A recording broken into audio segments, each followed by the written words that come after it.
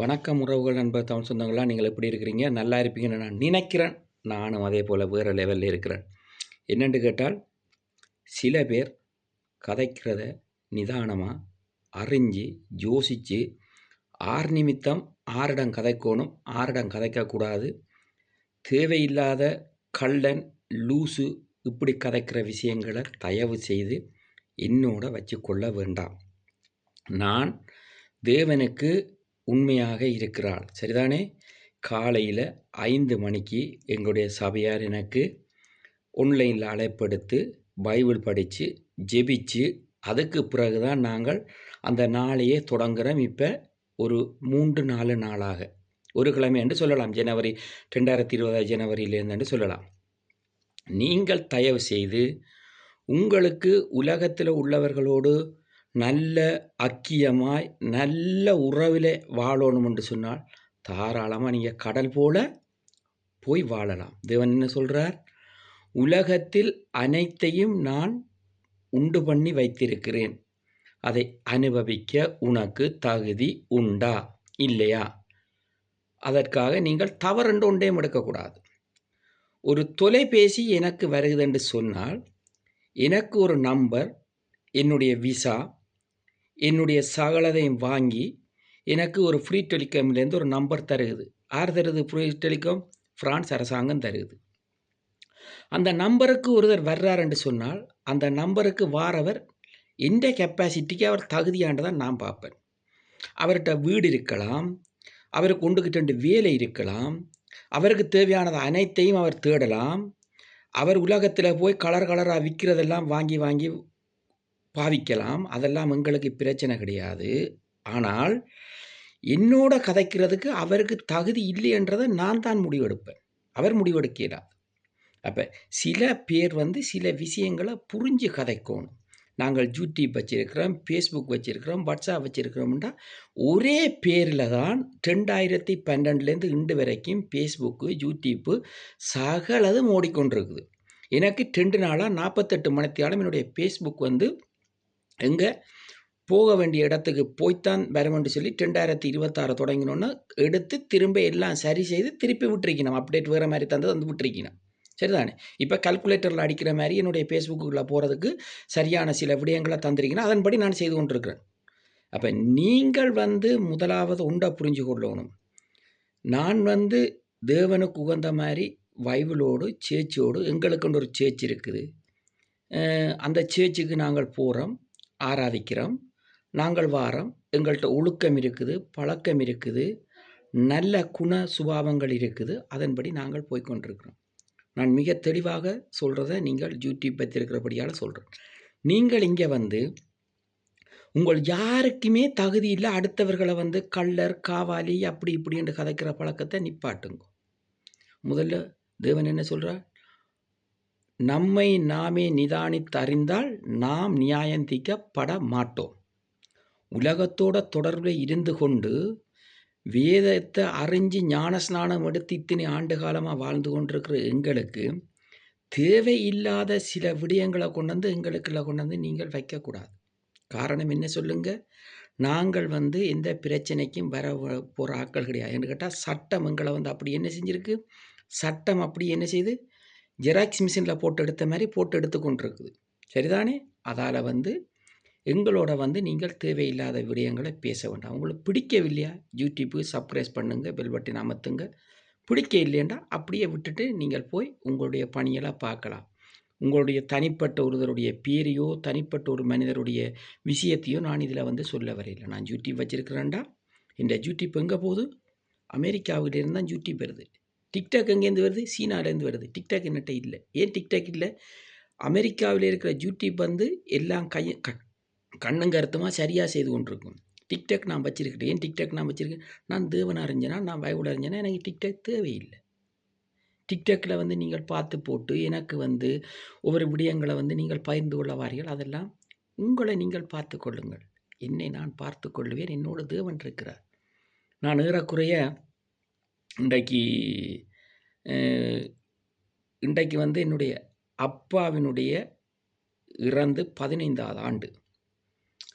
அப்போ நான் வந்து அப்பாவினுடைய இறப்பும் அம்மாவினுடைய இறப்பும் பக்கம் பக்கமாக வந்ததால் நேற்றிரவு எனக்கு அதுகளையெல்லாம் செய்து அனுப்பி அதை நான் திரும்ப அப்டேட் போட்டு ஏற்றி எல்லாம் செய்துட்டு நான் பைபிள் படித்து படுக்கும் பொழுது இரவு 1 மணியும் ஆகிவிடும், 2 மணியும் ஆகிவிடும் சில நேரம். நான் தேவனுக்கு உகந்தவன். நான் மலேசியாவில் வந்து மிக ஒரு இறுக்கமான சூழ்நிலையில் இருக்கைக்குள்ள என்னிடத்துல கொண்டு வந்து போல் என்ற ஒருத்தர் வந்து பைபிளை தந்தவர். நான் அங்கே அந்த பைபிளை எடுத்துக்கொண்டா பிறகு நான் எனக்குள்ள ஒரு தீர்மானத்தை எடுத்துக்கொண்டேன். இன்றைக்கும் இந்த பைபிள் என்னோட கூட இருக்கணும்னு சொல்லி அந்த பைபிள் கடைசி வரைக்கும் என்னோட இருந்து அந்த பைபிள் இன்று வரைக்கும் என்ன நடத்தி கொண்டிருக்குது. நீங்கள் வந்து சில விடயங்களை வந்து தேவனுடைய பிள்ளைகளோட உங்களுக்கு ஒப்புரவாக விருப்பம் இல்லை என்று சொன்னால், உலகத்தோடையே வாழ வேணும் என்று சொன்னால் உலகத்தோடு நீங்கள் தாராளமாக வாழலாம். ஆனால் தேவனுக்கு உகந்த மாதிரி ஒரு இடத்துல நின்று ஊழியம் செய்து ஊழியத்தை எப்படி செய்து என்ன மாதிரி செய்து வந்த ஒரு மனிதரோட வந்து நீங்கள் உலக நபருக்கு எங்களுடைய நம்பர்களை கொடுத்து எங்களுக்கு அவர்கள் இரவு வேளைகளிலும் பகல் வேளைகளிலும் தங்களுக்கு பிடித்ததுகளை பாவித்து விட்டு எங்களுடைய போனில் வருகிறார்கள். தம்பியாக்கள் சொல்லி கொண்டிருக்கிறார்கள், போன் நம்பரை எழுதி வைத்து போட்டு விளக்கடித்து விடுங்கள் என்று. நான் தயவு செய்து மீண்டும் சொல்லுகிறேன், சிலரை நாங்கள் இயேசு கிறிஸ்துவனுடைய கதையை சொல்லி உங்களுக்கு சொல்லுகிறேன். இயேசு கிறிஸ்து வந்து யூதாஸ் கரியோத்திட்ட வந்து இயேசு கிறிஸ்து வந்து என்ன செய்கிறார், வரவு செலவு திட்ட கணக்கொண்ட சொல்லி இந்த பணப்பையை நீ வச்சிருன்னு சொல்லி யார்கிட்ட கொடுக்குறார், யூதாஸ் கரியோத்திட்ட இயேசு கிறிஸ்து கொடுக்குறார். கொடுத்து என்ன சொன்னவர், என்னென்ன தேவை இருக்கிறதோ அந்த தேவைகளை நீ பார்த்து கொள்ளு 2000 நூற்றாண்டுக்கு முன்னுக்கு இயேசு கிறிஸ்து யூதாஸ் கரியோத்திட்ட ஒரு பொறுப்பை கொடுக்குறார். கொடுத்தால் யூதா கரியோஸ் என்ன செய்தான், பணம் மேலே அவனுக்கு ஆசை வந்துட்டு. பணம் மேலே ஆசை வந்தால் என்ன வரும், பேருந்து வீடு வேணும், பேருந்து கார் வேணும், பேருந்து பங்களா வேணும், பேருந்து அது வேணும் இது வேணும் என்று சொல்லி பணத்தை வச்சு தான் எல்லாமே உலகத்தில் வாங்கணும் என்று சொல்லி யூதாஸ் கரியோத்துக்குள்ள ஒரு எண்ணம் வந்துட்டுது. நான் அவருக்கு வந்த எண்ணம் இதுதான் என்று சொல்ல இல்லை, பணத்துக்காக சொல்கிறேன். வந்த உடனே அவர் என்ன சொல்கிறாருன்னு கேட்டால், இயேசு கிறிஸ்துவுக்கு 3 நாளுக்கு முன்னுக்கே தெரிஞ்சிட்டது தன்னை காட்டி கொடுக்க போகிறாருன்னு சொல்லி அவர் இயேசு கிறிஸ்து இவர்களெல்லாம் அற்பமானவர்கள். அவருக்கு தெரிந்தவுடனே அவர் அமைதியாகிட்டார். பந்தி அமர்ந்து இருக்கும் பொழுது வந்து இயேசு கிறிஸ்துவை கன்னத்தில் முத்தமிட்டு யூதாஸ் கரியோத் காட்டி கொடுக்குறார். அப்போ காட்டி கொடுத்தால் இயேசு கிறிஸ்து எங்கே கொண்டு போகணும், பிலாத்து என்ற அதிபதியிட்ட கொண்டு போயினோம். பிலாத்து என்ற அதிபதியிட்ட போய்க்கல. பிலாத்து என்ற அதிபதி என்ன சொல்கிறார், கொண்டு போய் நிறுத்தினோன்னு, இவர் எந்த குற்றமும் செய்ததை நான் அறியேன் என்று சொல்லி இயேசு கிறிஸ்துவுக்கு அவர் என்ன செய்கிறார், பிலாத்து தன்னுடைய கையை கழுவுறார். ஆனால் அதுக்கு பிறகு இயேசு கிறிஸ்துவை அந்த காலத்தில் வாழ்ந்த மனிதர்கள் தூக்கில் போட வேண்டும் என்று சொல்லி சொல்லும் பொழுது இயேசு கிறிஸ்துவை அந்த அண்டு தூக்கில் போடுகிறதுக்கு சிலுவையில், தூக்கில் இல்லை மன்னிக்கணும், சிலுவையில் போட போகிறார்கள். சிலுவையில் போடும் பொழுது 3 பேர் இயேசு கிறிஸ்துவோட, ஒரு பக்கம் கள்ளன், ஒரு பக்கம் இன்னமுறுதன், இயேசு கிறிஸ்து நடுவில். அப்போ தூக்கில் போடைக்குள்ள இயேசு கிறிஸ்து என்ன சொன்னார், தேவரீர் இவர்கள் அறியாமல் செய்கிறார்கள், இவரை மன்னியும் என்று சொல்லி சொன்னார். ஆனால் அப்படி சொல்லி உயிரை விடும்போது பக்கத்தில் இருந்த கள்ளன் என்ன கேட்டான், இயேசுவிட்ட, தேவரீர் நீர் எங்கே செல்லுகிறீர், நானும் உம்மோடு அங்கே வர வேண்டும் என்று சொன்னார். இயேசு கிறிஸ்து சொன்னார், நான் போகிற இடத்துக்கு உன்னால் வர முடியாது, நான் பரலோகம் போகிறேன், ஆனால் நீ என்னிடம் கேட்டதுக்காக நீ பரதேசி வாண்டு இயேசு கிறிஸ்து சொன்னார். இது பைபிளில் திட்டமும் தெளிவுமாக எழுதப்பட்டிருக்குது. நாங்கள் ஒரு பைபிளை படிக்கிறோம், எங்களுடைய ஒரு தலைமை போதகர் அருள் பிரதர் இருக்கிறார், விசுவாசிகள் இருக்கினோம், ஜெபிக்கினம், வேசி பண்ணிக்கினோம், பாடிக்கினோம், திருவிருந்து நடக்குது, பந்தி அமர்வு செய்யினம், எல்லாம் வந்து ஒரு ஒழுங்கு நடைமுறையோடு தான் நடக்குது. எல்லாம் ஒழுக்கம் பழக்கம் திருத்தத்தோடு தான் நடக்குது. அப்போ ஒரு கோல் எடுத்து ஒரு ஒரு ஒரு ஒரு தேவனுடைய காரியத்தை செய்கிறேன்னு கேட்டால் இந்த நாட்டினுடைய சட்டத்துக்கு நாங்கள் எல்லாம் சரிவர செய்து தான் ஒரு கோலை ஒரு புரஞ்சிக்காரர் எந்த தேவைக்கும் கொடுப்பார், மற்றும்படி கொடுக்க முடியாது. அப்படி நாங்கள் இயேசு கிறிஸ்துவோட நடக்கும் பொழுது நீங்கள் எங்களுக்கு வந்து தேவையில்லாத விடயங்களை கதைக்க வேண்டிய அவசியம் இல்லையே. நாங்கள் உங்களிடம் வந்து கேட்குறோம், அண்ணன் நீங்கள் விஸ்கி குடிச்சிங்களா, இல்லது பொர்க்கா குடிச்சிங்களா, இல்லது பியர் குடிச்சிங்களான்னு நாங்கள் கேட்கவில்லையே.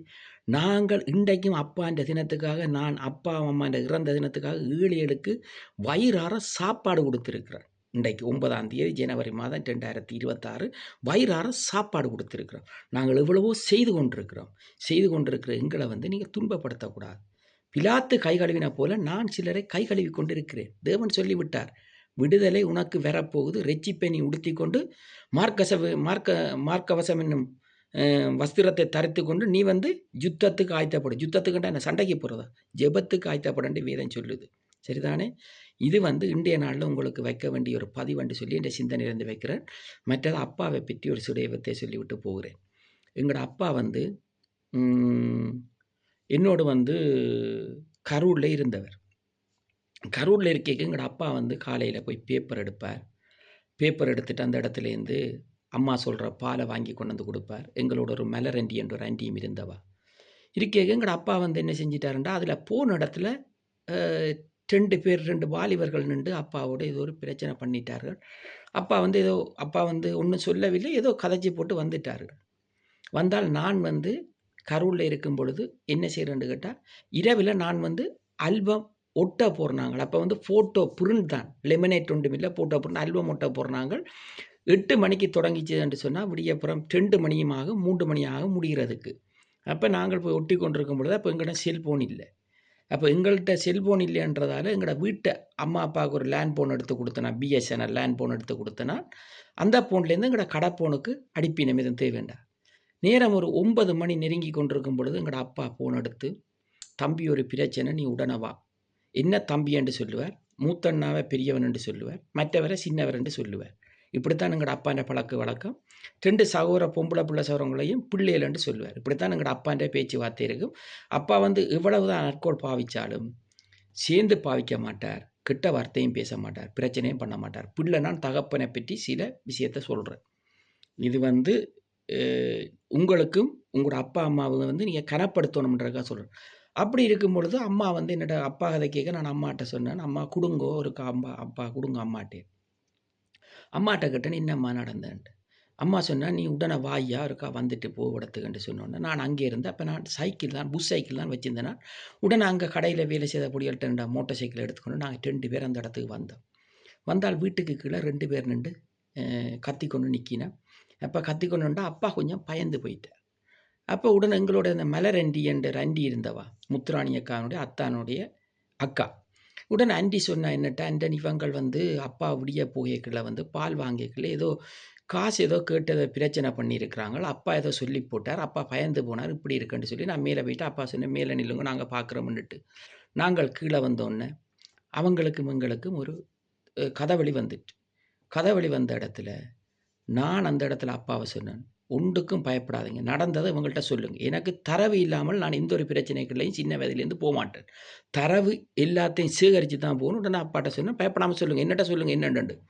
கேட்டவுடனே என்னோட நின்றவர், நான் கை வைக்கல, என்னோட நின்றவர் அவன் கிட்ட வார்த்தை சொன்னேன். என்னோட வந்திருந்தவர், என்னோட ஆல்பம் போட்டு ஓட்டுறவர் அவர் உடனே அடித்து போட்டார். அடித்த உடனே அவங்க டக்குண்டு பயந்து உடனே டக்குண்டுங்கட அப்பா சொன்னார், தம்பி விடுங்கோ வேண்டாம் பிரச்சனை. அப்போ நான் சொன்னேன், இன்னத்துக்காக நீங்கள் எங்களோட அப்பாவோட பிரச்சனைக்கு வந்தன்ற சொல்லாமலுக்கு இந்த இடத்த விட்டு நீங்கள் போகக்கூடாது, எனக்கு சொல்லணும். என்னத்துக்காக பிரச்சனைக்கு வந்த நீங்கள் என் பிரச்சனைக்கு வந்தேன்னு சொல்லு. அவங்க அப்போ தான் சொன்னாங்க, தங்களுடைய காலையிலேயே தாங்கள் அட்கோல் பாவிச்சிருந்ததாகவும் தங்களுக்கு ஒரு 50-100 ரூபா காசு தேவைக்காமல் அப்பாவோட பிரச்சனைப்பட்டதுண்டு. அப்பா இதை சொல்லவில்லை, ஏனென்றால் அப்பான்ற உள்ளம் பயந்துட்டுது. அப்பா சொன்னால் நான் கோவப்படுன்றோன்னு நான் அந்த இடத்த நிதானமாக நின்று எங்களோட அப்பாவுக்கு சொன்னேன், ஓகே பிரச்சனை இல்லை, விடுங்க, இந்த பிரச்சனை வேண்டாம், நீங்கள் சந்தோஷமாக போங்கன்னு சொல்லி அப்பாவையும் வழி அனுப்பி அம்மாவையும் மேலே அனுப்பிவிட்டு நாங்கள் வேலைக்கு போனோம். எங்களோட அப்பா ஒரு நல்ல மனிதர்ன்றதுக்காகத்தான் இந்த கதையை நான் சொல்லுகிறேன். என்னை பெருமைப்படுத்த வேண்டிய அவசியம் இல்லை, என்னை உயர்த்துறவர் தேவன். தேவன் நிச்சயமாக என்னை நல்ல ஒரு இடத்துல உயர்த்தி வைப்பார் என்ற விசுவாசமும் இதுவும் எனக்கு இருக்குது. என்னுடைய அம்மா அப்பா இன்றைக்கு இறந்த நாள், அவைய 2 பேரும் நல்லபடியாக நல்ல இடத்துல நித்திர கொண்டு கொண்டிருக்கிறேன். தேவன் அவையில் உறங்குற இடத்துல காத்து கொள்ளணும். அதே போல் நீங்கள் எல்லாரும் சுகபலமாக இருக்கணும், உங்களோட உடல் நலங்களை பார்த்து கொள்ளணும். உங்களுடைய தேவைகள் எல்லாம் இயேசு கிறிஸ்து சந்திப்பார். உங்களோட ஸ்தாபனங்கள் உங்களுடைய எல்லாத்தையும் இயேசு கிறிஸ்து ஆசீர்வதிப்பார். என்னுடைய யூடியூப் சேனலுக்கு பெல் பட்டன் அமர்த்தி சப்ஸ்கிரைப் பண்ணுற ஒவ்வொருத்தருக்கும் கோடான கோடி நன்றி. அதே போல் என்ன ஒரு 3 சந்திப்போம். உங்களிடம் விட பெற்றுக் கொள்கிறேன். உங்கள் நண்பன் நன்றி, வணக்கம்.